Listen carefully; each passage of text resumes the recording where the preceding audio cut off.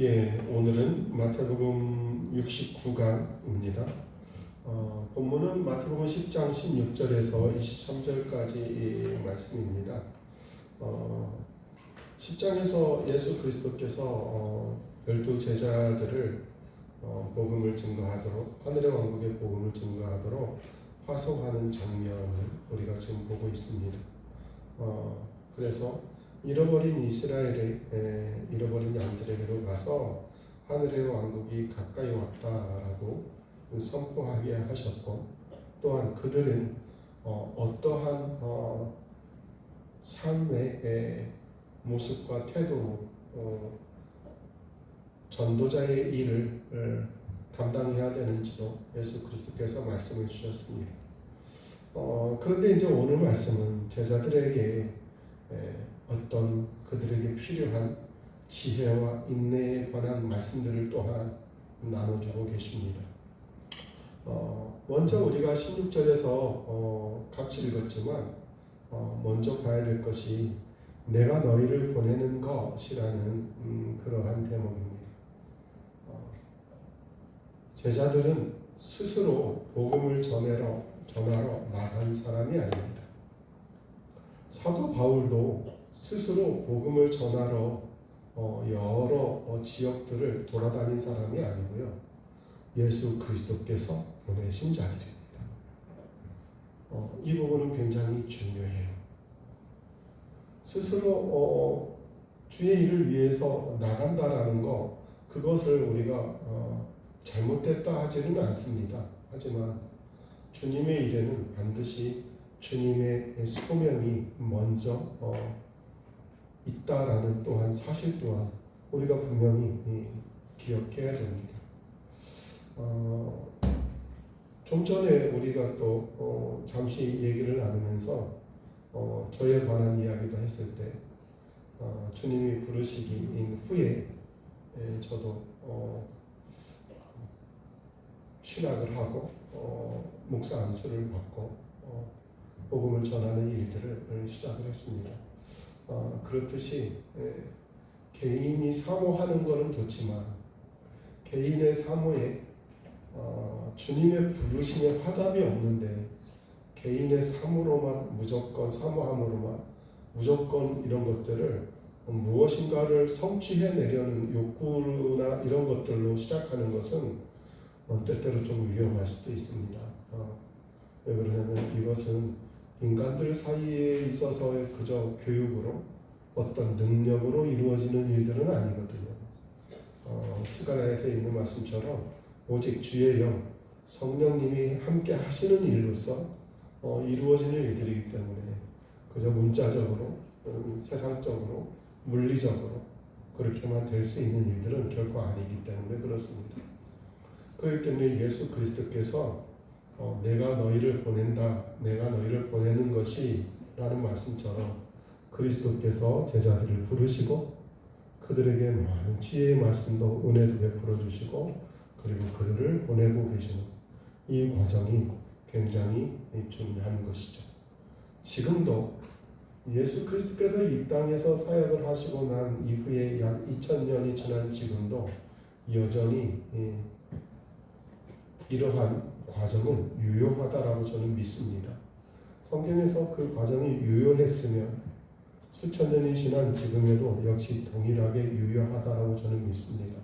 왜냐하면 그렇게 일들을 하시는 하나님, 예수님, 성령님께서 동일하신 하나님이시기에 역시 동일한 그와 같은 과정이 있을 줄 믿습니다. 일부 사람들은 시대가 바뀌었지 않느냐라고 이야기합니다. 시대가 하나님의 마음을 바꿀 수는 없습니다. 하나님이 시대를 바꿀 수는 있으셔도 돼요. 예. 그렇기 때문에 결코 변치 않으시고 신실하신 하나님께서 동일하시고 예수 그리스도께서 동일하시기에 그와 같은 동일한 일들이 지금에도 계속 일어나고 그렇게 반복되고 있다라고 믿을 수도 있습니다. 모세도 마찬가지죠. 모세도 미디안 광야로 도망간 다음에는 그저 그는 광야에서 양을 치던 사람이었을 뿐입니다. 그런데 호렙에서 하나님을 만나게 되죠.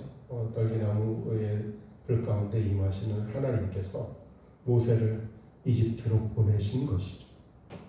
예레미야도 마찬가지입니다. 예레미야서를 보면은 예레미야를 하나님 부르셨을 때 예레미야가 하는 말이 있어요. 나는 아이라 말을 할 수 없습니다. 라는 고백을 합니다. 그런데 예레미야 1장 7절에 보면은 하나님이 예레미야에게 이렇게 말씀하세요. 내가 너를 보낼 모든 자들에게 내가 너를 가게 하고 또 내가 네게 명령하는 것은 무엇이든지 네가 말하게 할 것이다 라고 하십니다. 결국은 하나님이 보내시는 자들은 하나님이 가게 하는 곳으로 가게 될 것이고 하나님이 말하라고 하시는 것들을 말하게 될 것입니다. 그래서 보내심이 필요한 겁니다. 소명, 부르심이 먼저 필요한 거예요. 왜냐하면 소명이 없는 자들은 예레미야 시대에 자기 스스로 보냄을 받았다고 주장하는 자들은 전혀 하나님이 예레미야를 통해서 이스라엘 백성들에게 전한 말씀과 전혀 다른 말을 전하는 것을 우리가 알 수 있지 않습니까? 미가도 바로 아합과 또 그 유다 왕 이름이 갑자기 생각이 안 나네요. 네, 유다 왕과 같이 전장에 나갔을 때 모든 예언자들이 가면은 우리가 승리할 것이다라고 얘기했지만 하나님께서는 미가야 예언자를 통해서 오늘 아합 당신이 죽을 것이다라고 가면 안 된다라고 분명히 전하시죠. 하나님이 주시는 말씀을 전하는 것, 그것이 너무도 중요하기에 하나님이 먼저 부르시는 것이 중요하다라는 겁니다. 스스로 그 자리를 사모해서 말씀을 전했지만 하나님이 부르시지 아니한 자들에게 하나님이 주시는 말씀이 없기 때문에 그들은 그저 자기들의 지식과 이해로만 사람들을 듣기에 좋고 격려할 수 있는 말들로만 그렇게 모든 말들을 예언이다 라고 전했지만 그 말들은 결코 맞는 게 없었죠. 그렇듯이 세상에는 여러 사람들이 서로가 자기가 옳다고 주장하지만 교회는 오직 하나님 한 분만이 선하시고 진리이시다라고 주장하는 그런 모임이고 공간이어야 됩니다. 그래서 하나님은 예수 그리스도처럼 부르시고 그들에게 가르쳐 주시고 그리고 부르신 그들을 보내시는 것입니다. 그러니 우리는 이러한 질서를 정말 잘 따르고 순종해야 될 필요가 있는 것이죠. 그래서 사람에게서 사람에게로 전해지는 것이 아니고 주님으로부터 사람을 통해서 세상에 보내시는 것이다 라는 과정을 이해하는 것이 참으로 중요할 것 같습니다. 하지만 그들에게는 중요한 일이 있었습니다. 그건 뭐냐면 예수님께서 그들을 양들을 이리 가운데로 보내는 것 같다라고 말씀하시거든요.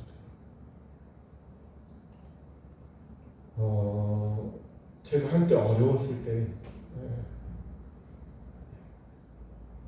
나중에 좀 그 어려운 일이 힘든 일이 조금 풀어지고 나서 다시 일상으로 돌아와야 될 시점이에요. 정말 싫더라고요. 일상으로 돌아오는 게 너무 싫은 거예요.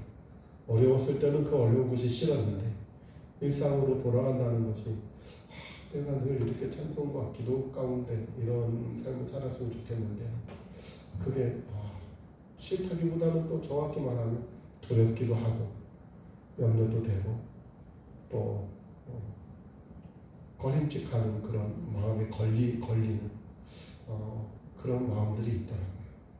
그런데도 어찌됐건 일상으로 돌아가야 되는데 지금 우리는 이제 다른 찬송가를 보지만 그때 이제 새 찬송가라고 부르던 그 찬송에서 499장의 찬송이 있어요. 그게 뭐냐면은 저 장미꽃 위에 있으리라는 찬송이에요. 근데 그 499장의 저 장미꽃 위에 있으리라는 찬송의 3절에 밤깊도록 등산 아래 주와 함께 있으려 하나 괴로운 세상에 할 일 많아서 날 가라 명하신다 라는 가사가 있습니다. 주 안에서 살아가는 형제자매님들, 우리는 이 땅에서 에덴 같은 공간 속에서 머물러 있으면 안 되는 거예요. 이거는 정말 성경적인 복인 것 같지만 주님이 우리를 말씀으로 세우시고 붙드시는 목적은 아니에요. 우리를 주께서 부르시고 붙드시고 함께 교제하시고 그 은혜의 풍성함을, 생명의 풍성함을 누리게 하여 주시는 것은 우리를 이리 같은 공간으로 보내기 위해서입니다. 그러니 그리스도인들은 가야 되는 거예요. 그래서 마태복음 28장 19절 20절에 예수 그리스도께서 주신 지상의 대위임령에 보면은 먼저 너희는 가서 go라고 되어져 있습니다. go는 알잖아요. 무슨 뜻인지. 여기에 머무는 것이 아니고 나가는 상태를 말합니다. 여러분, 방주, 노아의 방주 아시죠? 노아의 방주에서 하나님이 노아와 노아 가족에게 노아에게 하시는 말씀은 come입니다. come. 오라는 거예요. 방주 안으로. 그런데 예수 그리스도께서 제자들에게 하시는 말씀은 come이 아니고 이제 go예요. 나가는 겁니다. 지금 우리가 잃어버린 혼들은 come 하고 들어오라는 겁니다.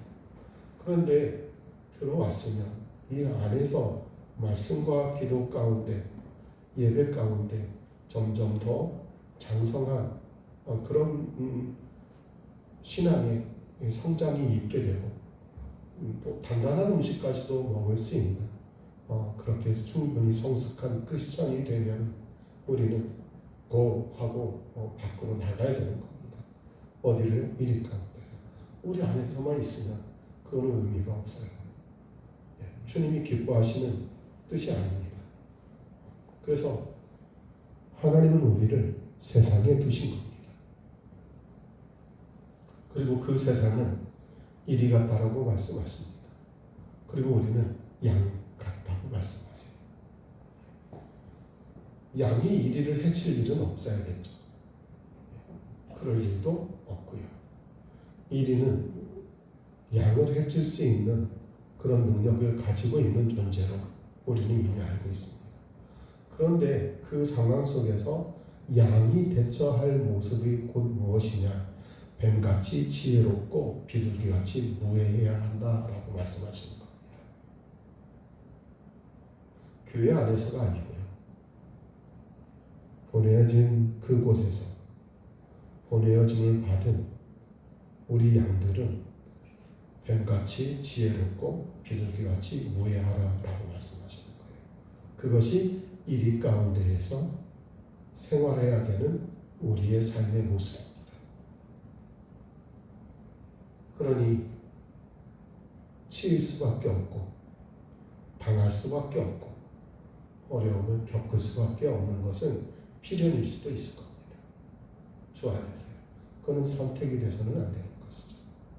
교회가 그러한 일들을 선택적인 사항으로 그저 그렇게 치부해버린다면 그거는 굉장히 문제가 있는 겁니다.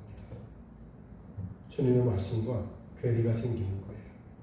주님은 결코 그렇게 말씀하시지 않으셨어요. 그렇기 때문에 지혜만 있고 순결이 없으면 안 돼요. 왜냐하면 지혜만 있고 순결이 없으면 교활해지는 겁니다. 말씀으로 교활해질 수 있어요. 크리스천들이요. 그렇기 때문에 지혜만 있어서도 안 되고 순결만 있어서도 안 돼요.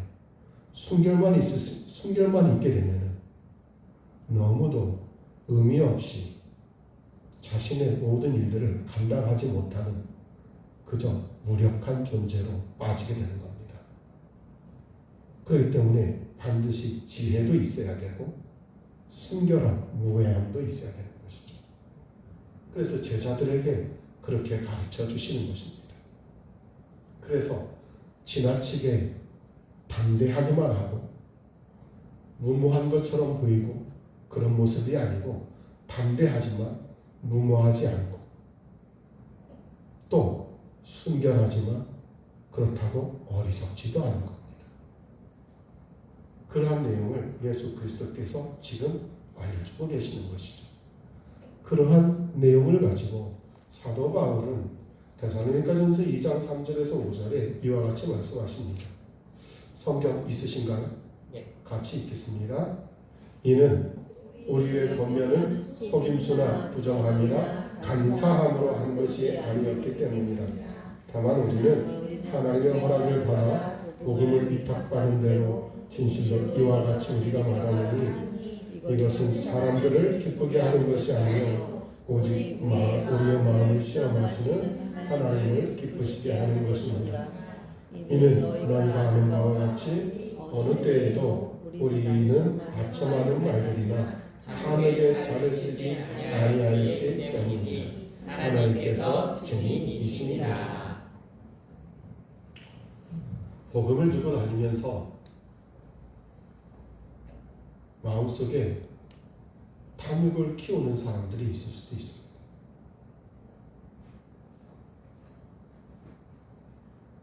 특히 설교자들에게 이게 가장 큰 문제이기도 합니다. 잠언서에 보면 아굴의 기도가 있습니다. 너무 후하게도 하지 마시고 너무 가난하게도 하지 말라라는 말씀이죠. 그런데 신약으로 넘어오면 예수 그리스도께서는 자신은 머리 둘 곳조차 없다라고 말씀하십니다. 그리고 예수 그리스도께서는 이렇게 말씀하시죠. 많은 사람들에게 너희의 보물을 이 땅에 쌓지 말고 하늘에 쌓으라고 말씀하세요. 그러니 주 안에서 이제 새롭게 태어난 새로운 피조물들의 그들이 자기 삶 속에, 자기의 인생 속에, 자기 마음 속에 갖추어오는 자기 삶의 기준은 하늘에서 따져봐야 되는 것입니다. 이 땅에서 따질 일이 아니고요. 그러니까 구약에서는 이 땅에서의 주의 일을 하기 위해서 주님의 사람으로 사는 데 있어서의 덕목들을 많이 얘기했다면 이제 예수 그리스도께서 이 땅에 오셔서 제자들을 통해서 그리고 부활하신 후에 또 제자들을 통해서 많은 교회들에게 하시는 말씀들은 우리의 그러한 기준을 구약처럼 이 땅에 두지 말고 하늘에 두라는 겁니다. 그리고 이 땅은 우리 모두 다 나그네로 살라는 것이죠. 그러니 우리는 이 땅에 나그네로 예수 그리스도께서 머리 둘 곳조차 없다고 하시는 그분의 말씀처럼 우리의 마음이 그렇게 따라 살아야 된다는 것입니다.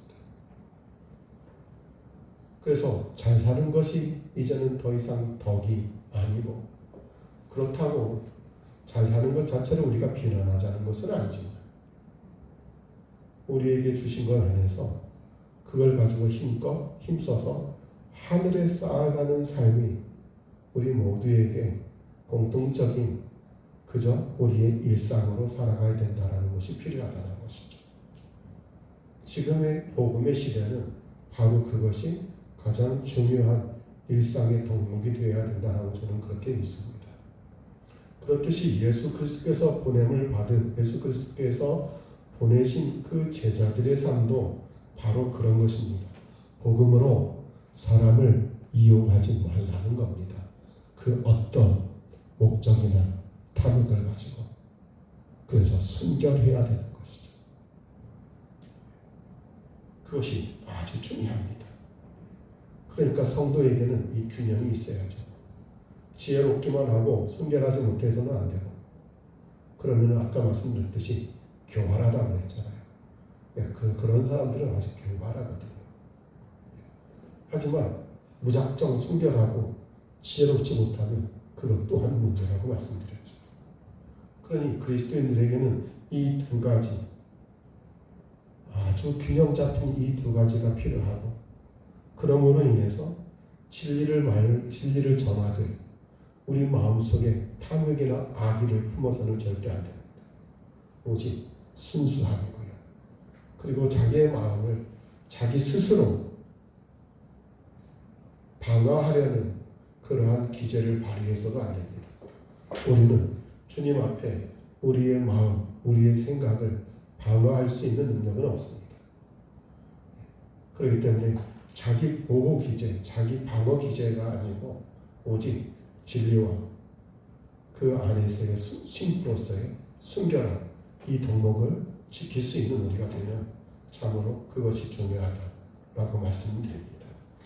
마태복음 10장 17절에서 18절도 같이 읽습니다. 17절 18절입니다.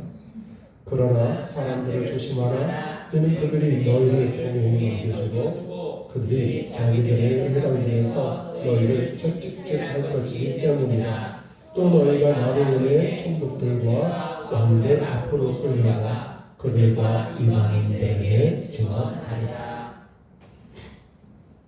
예수님께서 제자들을 보내시면서 하시는 말씀이 세상에 하신 말씀이 따로 있지. 너희들 끌려갈 것이다 라고 하십니다. 아니 끌려갈 것을 알면서 왜 보내셨을까 하는 의문은 들지 않으시나요? 그렇잖아요.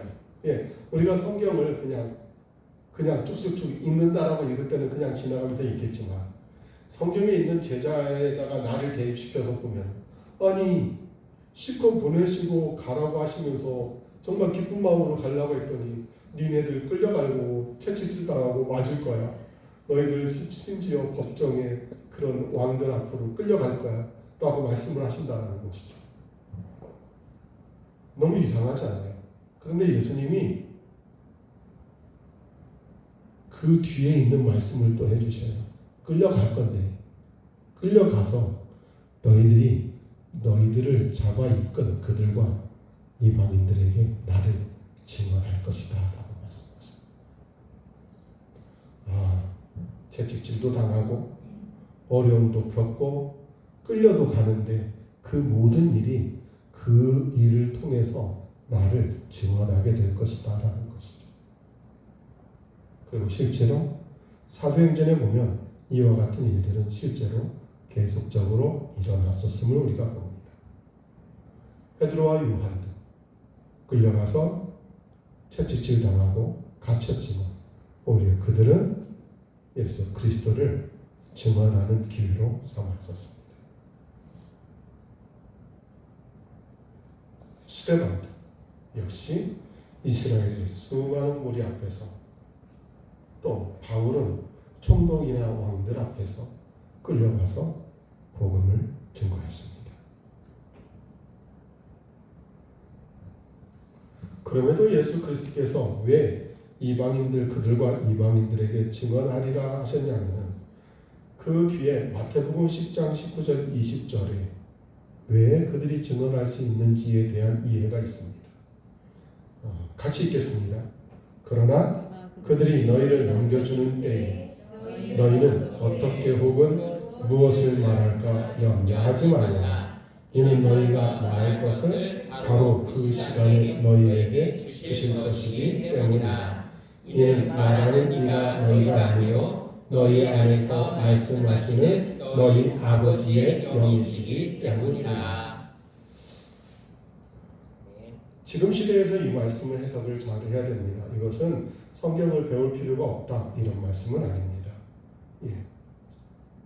우리가 평소에 진리 안에서 훈련을 받을 필요가 없다 이런 말씀도 아니고요. 오히려 어떤 박해, 핍박의 어떤 결정적인 순간에 바로 성령님께서 주님의 제자들을 하나님의 자녀들을 결코 내버려 두지 않으시겠다라는 말씀입니다. 오순절에 두려워서 핍박을 두려워서 숨고 떨었던 제자들이 성령님께서 임하신 후에 예루살렘 중심으로 나아가서 복음을 증거합니다. 그러한 성도의 또한 베드로 같은 사람의 그런 담대함과 또한 그 놀라운 능력의 말씀은 그들의 어떤 능력이나 그들이 타고난 재주에서 나온 것이 아니죠. 성령 하나님께서 그들과 함께 하셨기에 그들께서 그렇게 하셨습니다. 하지만 그들은 이미 예수 그리스도로부터 많은 것들을 듣고 배웠던 사람들입니다. 마태복음 10장 21절에서 22절 말씀을 읽습니다. 같이 읽겠습니다. 그리고 형제가 형제를, 아버지가 자식을 죽음에 넘겨주며 자식들이 자기 부모를 대적하여이르나 그들을 죽음에 처하게 하리라. 또 너희가 내 이름으로 인해 모든 사람에게 미움을 받을 것이나 끝까지 견디는 자는 구원을 얻으리라. 아멘. 복음 때문에 우리가 제자들이 복음을 전하는 것이 단지 사회적으로 대외적으로 어려움을 겪을 것만 말씀하지는 않습니다. 가장 크고 가장 아픈 박해인 가족에게서도 그렇게 박해를 받을 수 있다라는 것이죠. 우리 교회도 한 자매님이 그런 시절을 겪었다라는 말씀을 들었고 정말 마음이 많이 아팠습니다. 근데 저는 감히 상상해 볼 수가 없죠. 왜냐하면 저는 어려서부터 기독교 가정에서 자랐기 때문에 예수 그리스도를 구주로 영접한 것을 부모나 가족이 박해한다라는 이러한 내용에 대해서 겪어보지 않았기 때문에 그 모든 일들을 그저 말로만 들어서 안타깝게 생각하지 그 아픔을 어찌 다 헤아릴 수 있겠습니까? 그런데 실제로 예수 그리스도 시대 때 많은 크리스찬들이 그와 같은 박해를 동일하게 당했다라는 겁니다. 그리고 2000년이 지난 지금에도 문명사회, 더 발전한 문명사회에서도 여전히 그러한 일들은 계속해서 반복되고 있는 것을 또 우리는 봅니다. 주 안에서 살아가는 형제자매님들, 세상의 과학이나 문명은 놀라운 발전을 이루었겠지만 신앙은 예수 그리스도께서 이 땅에 계셨던 때나 제자들이 교리들을 교회에게 전하던 초대교회 때나 2000년 후인 지금이나 여전히 동일하고 같은 단계에 지속되고 있다는 것입니다. 그러니 같은 일들이 계속 반복되고 있다는 것이죠. 여기에서 보면은 참으로 성경에서 말씀하시는 것처럼 끝까지 견디는 자는 구원을 받으리라 라고 말씀하고 있습니다. 제자들에게 하시는 말씀이 이기라는 것이 아닙니다. 견디라는 것이죠. 요즘에 기독교가 특히 우리나라나 여러 나라들에서 많은 사람들이 믿는 그런 지역에서는 힘을 갖게 되고 권력도 갖는 것처럼 보여지기도 합니다. 교회가 핍박받는 것을 아주 당연하듯이 거부해도 그것이 영향력을 미치고 그것이 어떤 큰 권력과 힘과 합쳐져서 그대로 수용되어지는 그런 현상들도 봅니다. 예수님은 제자들에게 말씀하셨을 때 단 한 번도 그러한 현상들에 대해서 말씀하시지는 않으셨습니다. 그리고 그러한 태도에 대해서도 말씀하지도 않으셨고요. 예수님은 제자들에 대해서 주님의 복음을 전하는 참된 교회들에 대해서 해주시는 말씀은 늘 같았습니다. 인내하라, 끝까지 견디라는 것입니다. 그 말은 조금 세상적인 표현으로 속되게 말씀을 드린다면 기득권 가지려고 노력하지 말고 그저 힘없는 자로, 가난한 자로, 궁핍한 자로, 나약한 자로, 당하는 자로 너희들은 그 위치에서 인내하라고 가르치시는 것으로 이해할 수도 있습니다. 주 안에서 살아가는 형제자매입니다. 권력을 쟁취하는 것이 기독교의 목적이 되고 목표가 될 수 없습니다. 기독교는 순교와 인내로서 지금까지 그 신앙을 계승해주고 있다는 것이죠. 그것이 핵심입니다. 예수 그리스도의 십자가가 없으셨다. 수많은 제자들과 교부들과 믿음의 선조들의 그들의 순교가 없었다. 지금 그 복음이 온전히 그리스도의 십자가를 가장 귀한 은혜의 결과로 두고 따르는 기독교가 존재하지 않을 수도 있습니다. 그런 것들은 결국 어떻게 됩니까? 변질되고 다른 종교를 받아들이게 되고 더 강력하고 더욱더 영향력을 행사하는 그런 종교들을 수용하게 되어 있습니다. 실제로 그런 곳들의 종교들이 변해갑니다. 신앙들이 기독교에서 타종교로. 이 현상을 잘 봐야 됩니다. 예. 기독교가 힘이 없어서 타종교로 변해가는 것이 아니고요. 기독교가 세상의 힘들과 결탁하고 물들었을 때 그것을 하나님께서 그대로 두지 않으신다라는 겁니다.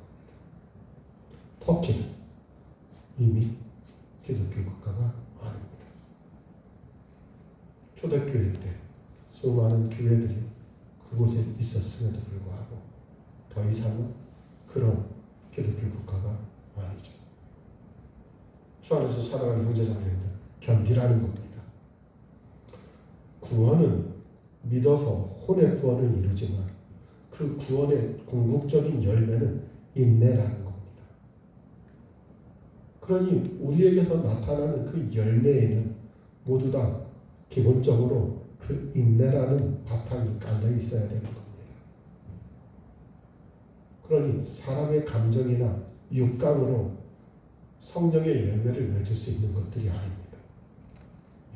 진리의 그 말씀의 토대 위에서 인내 가운데 하나하나 맺어줄 수 있는 것들이죠. 마태복음 10장 23절의 끝부분에 이는 진실로 내가 너에게 이르기를 너희가 이스라엘의 도시들을 다 다니기 전에 인자가 오리라 하기 때문이라 라는 말씀이 있습니다. 주님께서 이 모든 제자들에게 주신 사명과 그들의 태도와 그들의 삶의 방식과 그들의 행동 양식을 전부 다 말씀하시면서 뭐라고 말씀하시냐면 인자가 오리라 라고 말씀하신다는 것이죠. 박해가 마지막 말이 아닙니다. 사람들이 그들을 거절할 것이다가 마지막 말도 아니고요. 그들이 실패하고 연약한 가운데 빠졌을 것이다도 마지막 말이 아닙니다. 마지막 결론은 주께서 오실 것이다 라는 겁니다.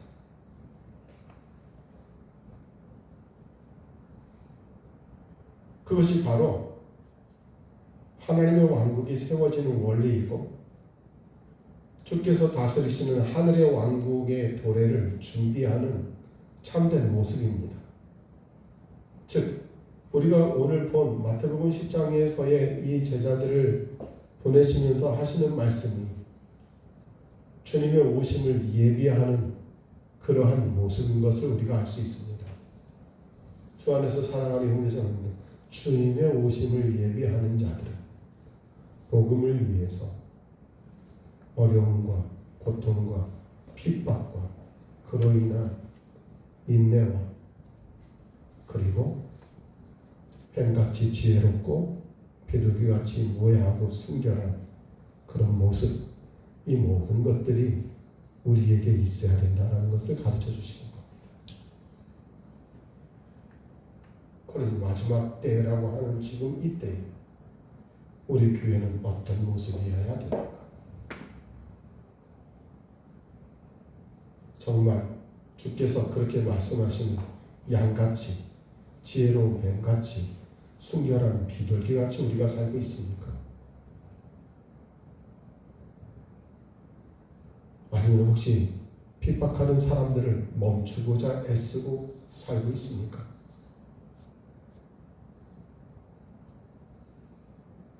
또한 주님께서 그들에게 이곳저곳으로 피하라고 하시는 말씀들이 그저 비겁하게 보입니까? 베드로도 엘리야도 전부 다 피해 다녔습니다. 왜 피했을까요? 이유는 하나입니다. 전해야 될 말씀이 있기 때문입니다. 그러니 그리스도인들은 무모해서는 안 되고, 지혜로워야 되고, 교활해서도 안 되고, 순결해야 됩니다. 그 모든 중심에 오직 어디에 집중해야지 이 모든 일이 가능하냐면 복음에 집중할 때 이 모든 일이 가능합니다. 네. 자기 마음에 욕심과 탐욕이 들어가면 이 모든 것들은 전부 다 순간에 물과 불처럼 사라지게 되는 겁니다. 우리는 지난주까지 이번 주 주일 오후까지 필라델피아 교회에 대해서 배웠습니다. 필라델피아 교회가 바로 오늘 예수 그리스도께서 제자들에게 해주신 그 말씀들을 지키는 그 교회, 그 공동체다라고 우리가 볼 수 있습니다. 이 땅에 우리 한마음 진예교회뿐만 아니고 모든 교회들이 필라델피아 교회와 같기를 소망합니다. 아멘. 우리가 작지만 그러기 위해서 함께 기도하기를 권면드립니다. 우리가 큰 교회들을 우리 교회로 끌어들여서 변화시킬 수 있는 게 아니고, 하지만 우리와 함께 하시는 주님께 기도할 수는 있습니다. 그러니 기도할 수 있는 것, 그것은 곧 우리 몫이고 우리 책무다라고 우리가 그렇게 우리 마음으로 기쁨으로 받아들이고, 이 땅의 모든 교회들이 오늘 예수 그리스도께서 하시는 말씀들을 잘 지켜 행하는 필라델피아 교회의 모습을 갖춰나갈 수 있도록 모두 다 함께 기도할 수 있는 주님의 분사로서 하루하루 생활할 수 있기를 권면드립니다. 아멘. 기도하시겠습니다.